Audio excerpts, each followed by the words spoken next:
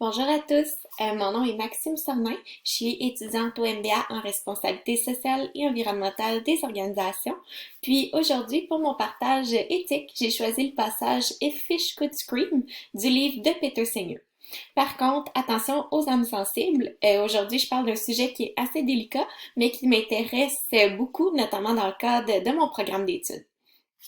Donc, dans son essai, Peter Singer décrit que lorsqu'il était jeune, son père l'amenait souvent se promener au bord d'une rivière où il y avait des pêcheurs, probablement là, comme on peut le voir sur la photo.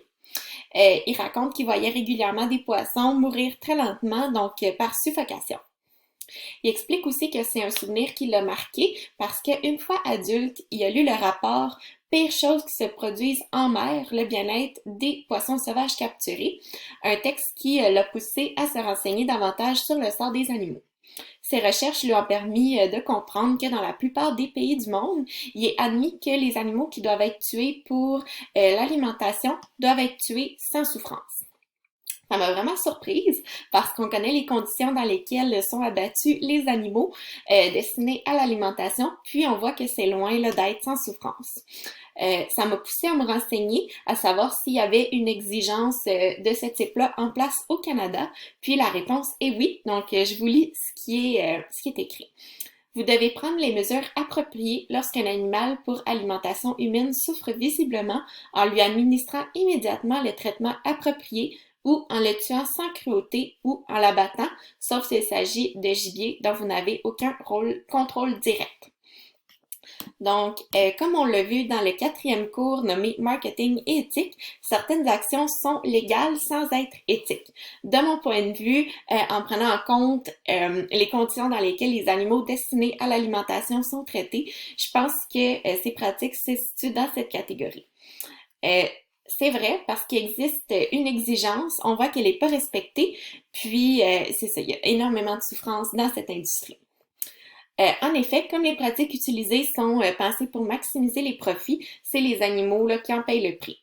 Je parle ici autant des poissons que des volailles, que des bœufs, mais pour en revenir à l'essai de Peter Singer, qui concerne notamment les poissons, voici une traduction libre d'un paragraphe de son essai pour corroborer mon idée.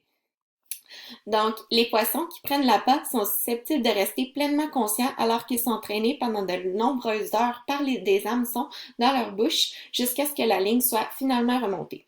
Ils peuvent s'étouffer dans le filet car avec leurs branchies resserrées, ils ne peuvent pas respirer.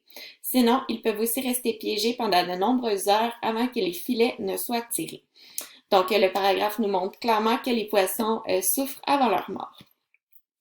Dans le cadre du cours, on a aussi vu que quand on parle de morale, on parle des valeurs individuelles. Si vous aimez les animaux, peut-être même que vous en avez chez vous, probablement que vous voudriez jamais leur faire de mal ou les voir souffrir. Par contre, quand on parle d'éthique, il s'agit d'un consensus social, puis c'est donc ce que la société attend de nous. Même si, en tant qu'individu, vous ne feriez pas de mal aux animaux, comme le consensus social a longtemps été la maximisation des profits, c'est les animaux là, qui en subissent les externalités.